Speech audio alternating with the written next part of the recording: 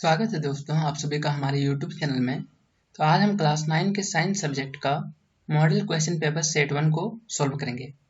तो चलिए शुरू करते हैं और देखते हैं कि कौन कौन से प्रश्न हैं। तो इसमें पहला प्रश्न है, दूध है, द्रव, ठोस, गैस, DEC। तो इनमें से जो दूध है वह द्रव है। अगला प्रश्न है, गैस के कणों के बीच आकर्षण बल होता है अधिक, कम, अत्यधिक, इनमें से कोई नहीं।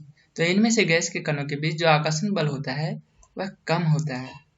अगला प्रश्न है, बर्फ का एक टुकड़ा जल की सतह पर तैरते रहता है क्योंकि यह जल से भारी होता है।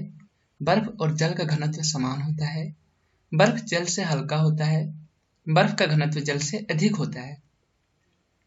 तो इनमें से बर्फ का कोई टुकड़ा जल की सतह पर इसलिए तैरता है क्योंकि बर्फ जल से हल्का होता है।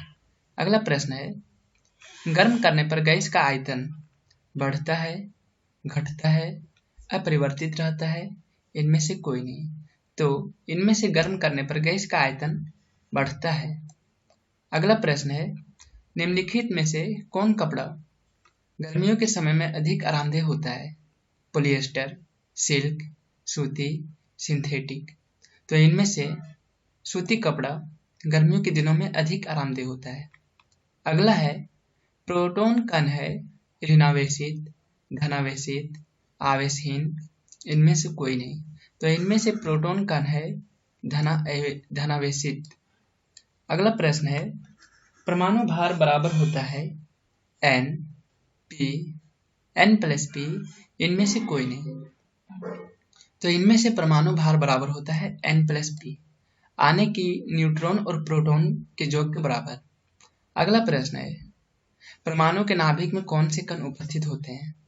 इलेक्ट्रॉन एवं प्रोटॉन, प्रोटॉन एवं न्यूट्रॉन, इलेक्ट्रॉन एवं न्यूट्रॉन, इलेक्ट्रॉन, प्रोटॉन एवं न्यूट्रॉन। तो इनमें से परमाणु के नाभिक में प्रोटॉन एवं न्यूट्रॉन उपस्थित रहते हैं और इसमें इलेक्ट्रॉन जो होते हैं वो परमाणु के चारों ओर चक्कर लगाते हैं। अगला प्रश्न है, इनमें कौन अक्रिय गैस है? Nitrogen, neon, chlorine, oxygen. तो इनमें से नियोन अक्रिय गैस है। अक्रिय गैस वैसे तत्व होते हैं जिसके बाहरी कक्षा में 8 इलेक्ट्रॉन आने की पूरे होते हैं और इनमें से नियोन जो है उसके बाहरी कक्षा में 8 इलेक्ट्रॉन पूरे हैं और इस कारण से नियोन अक्रिय गैस है। अगला प्रश्न है, कैनाल किरणें किसका किरण पुंज है? प्रोटॉन, इलेक्ट्रॉन, न्यूट्रॉन, अल्फा कण। तो इनमें से कैनाल किरणें प्रोटॉन का किरण पुंज है। अगला प्रश्न है, एक तत्व के समस्थानिक होते हैं भिन्न परमाणु संख्या, भिन्न रासायनिक गुण, समान परमाणु संख्या, इनमें से कोई नहीं। तो इनमें से कोई तत्व जो होता है उसमें समान परमाणु संख्या होता है लेकिन अलग अलग परमाणु भार होता है। अगला प्रश्न है, सोडियम का सही इलेक्ट्रॉनिक विन्यास है 283, 218, 822, 281। तो इनमें से सोडियम का जो सही इलेक्ट्रॉनिक विन्यास है वो होगा 281। अगला प्रश्न है, किसी तत्व के परमाणु में 18 न्यूट्रॉन एवं 17 प्रोटॉन है, तत्व का परमाणु द्रव्यमान होगा। तो हम जानते हैं कि किसी भी तत्व का परमाणु द्रव्यमान जो होता है वो न्यूट्रॉन और प्रोटॉनों की संख्या के योग के बराबर होता है और इसमें दिया हुआ है कि 18 न्यूट्रॉन है और 17 प्रोटॉन है और इसलिए परमाणु भार जो होगा, परमाणु द्रव्यमान होगा वो 35 होगा। अगला प्रश्न है, यदि किसी वस्तु का विस्थापन शून्य है उस वस्तु द्वारा तय की गई दूरी शून्य, शून्य नहीं, ऋणात्मक, शून्य अथवा शून्य नहीं भी हो सकता है। तो इसका उत्तर होगा शून्य अथवा शून्य नहीं भी हो सकता है। अगर मान लीजिए कोई वस्तु या फिर कोई भी वस्तु वो किसी जगह पर जाता है कोई दूरी तय करके फिर वापस अपने जगह पर आता है, तो वैसे स्थिति में उसका विस्थापन शून्य होगा लेकिन उसका जो दूरी होगा वह शून्य हो भी सकता है, नहीं भी हो सकता है। अगला प्रश्न है, ओडोमीटर मापता है चाल, दूरी, समय, औसत चाल। तो इसका उत्तर होगा ओडोमीटर दूरी को मापता है।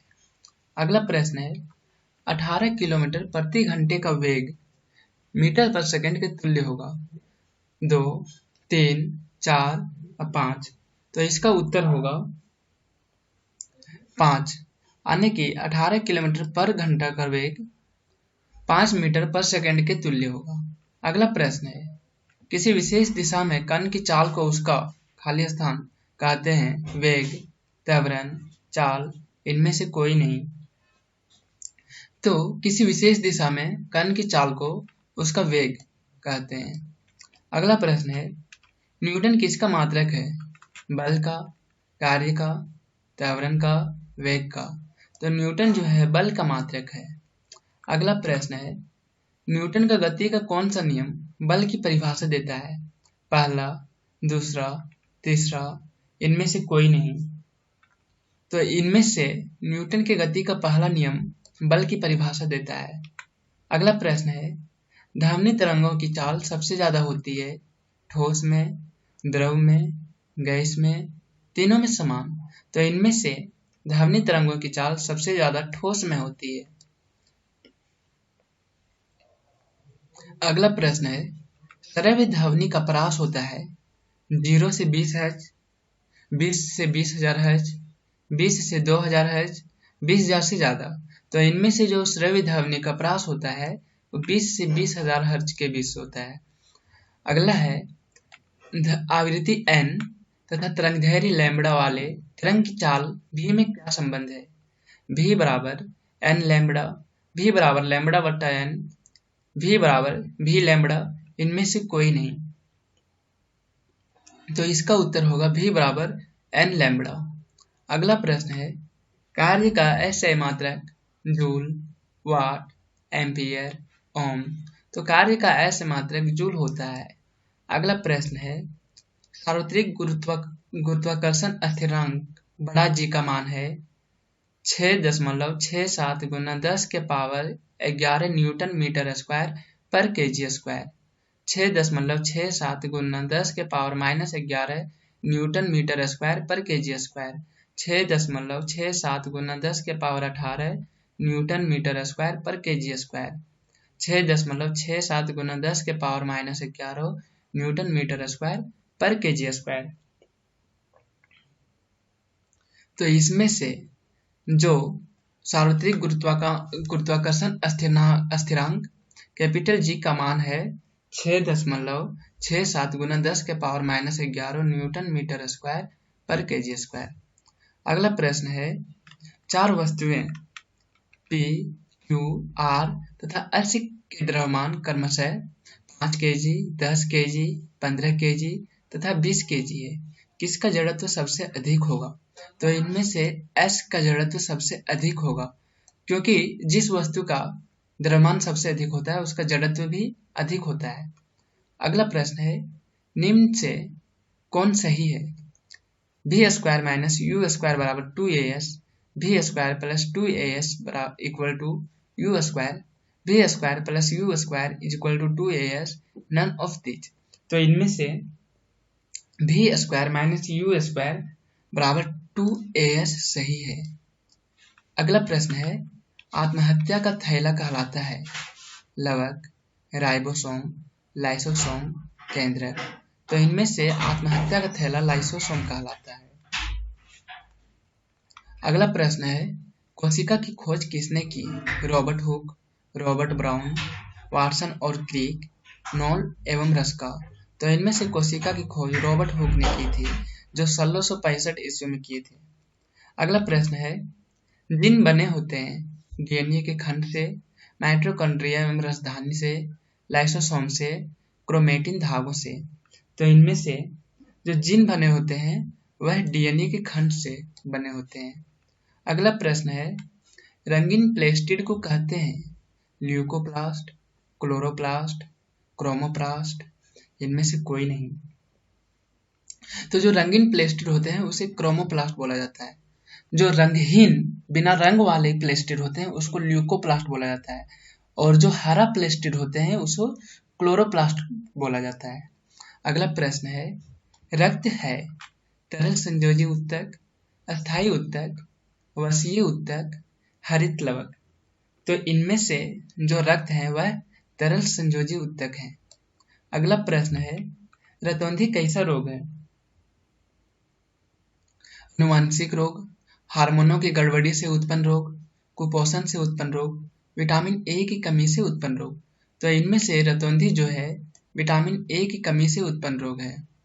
अगला प्रश्न है, कॉर्क कोशिकाओं में पाया जाता है लेटेक्स, सेल्यूलोज, सुबेरिन, लिग्निन। तो इनमें से कॉर्क कोशिकाओं में सुबेरिन पाया जाता है। अगला प्रश्न है, शरीर का बाहरी और भीतरी रक्षक आवरण बनाते हैं संवेदी ऊतक, एपिथेलियम ऊतक, संयोजी ऊतक, कंकाल ऊतक। तो इनमें से शरीर का बाहरी और भीतरी रक्षक आवरण बनाते हैं एपिथेलियम ऊतक। अगला प्रश्न है, एनीमिया नामक बीमारी किस पोषक तत्व की कमी से होती है? आयोडीन, आयरन, तांबा, जस्ता। तो एनीमिया नामक बीमारी आयरन की कमी से होती है। अगला प्रश्न है, एक दीर्घकालिक रोग है मलेरिया, एक्जिमा, जुकाम, हैजा। तो इनमें से हैजा एक दीर्घकालिक रोग है। अगला प्रश्न है, वायुमंडल में कार्बन डाइऑक्साइड के बढ़ने का संबंध है समुद्र तल के उठने से, ओजोन परत के अपक्षय से, अम्ल वर्षा से, चक्रवात से। तो इनमें से वायुमंडल में कार्बन डाइऑक्साइड के बढ़ने का संबंध है समुद्र तल के उठने से। अगला प्रश्न है, पौधे जिन पदार्थों का संश्लेषण करते हैं वे कहलाते हैं जैव रसायन, चट्टान, फल, कार्बोहाइड्रेट। तो इनमें से पौधे जिन पदार्थों का संश्लेषण करते हैं वे कहलाते हैं जैव रसायन। अगला प्रश्न है, मलेरिया का रोग वाहक है मक्खी, मच्छर, तिलचट्टा, चूहा। तो इनमें से मलेरिया का रोग वाहक है मच्छर। अगला प्रश्न है, वे प्राकृतिक पदार्थ जिनका उपयोग मनुष्य अपने जीवन यापन एवं विकास के लिए करता है कहलाते हैं रासायनिक पदार्थ, वस्तु, प्राकृतिक संपदा, उपयोगी पदार्थ। तो इनमें से वैसे पदार्थ प्राकृतिक पदार्थ जिनका उपयोग मनुष्य अपने जीवन यापन एवं विकास के लिए करता है वे प्राकृतिक संपदा कहलाते हैं।